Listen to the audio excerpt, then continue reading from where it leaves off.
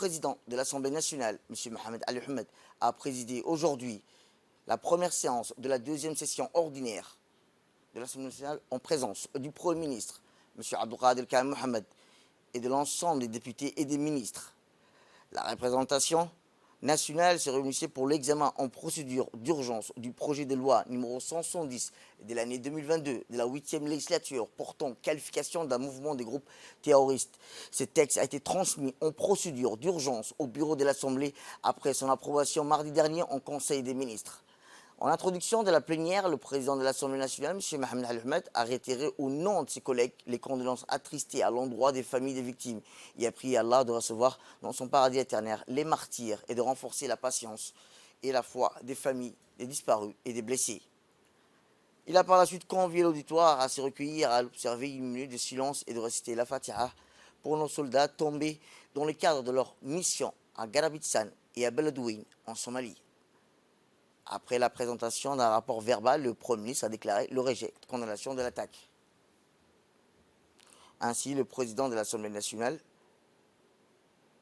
a, au terme de l'adoption unanime de la loi numéro 170 de l'année 2022 de la 8e législature portant qualification d'un mouvement du groupe terroriste, a clos cette séance spéciale en réitérant la volonté commune de solidaire de la mobilisation de l'ensemble des députés aux victimes de l'armée nationale et à la nation.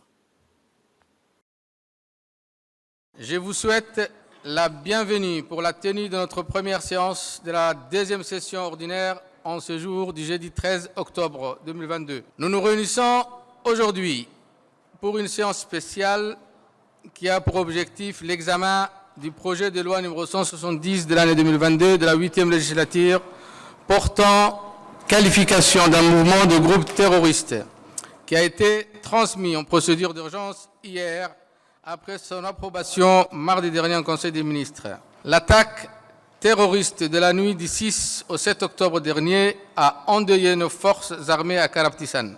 Je réitère au nom de la représentation nationale nos sincères condoléances à l'endroit des familles des victimes et prie Allah de recevoir dans son paradis éternel nos shuhada et de renforcer la patience et la foi des familles des disparus et des blessés. La représentation nationale réaffirme par la même occasion l'importance de la mobilisation et le soutien unanime de la nation à l'égard de l'armée nationale.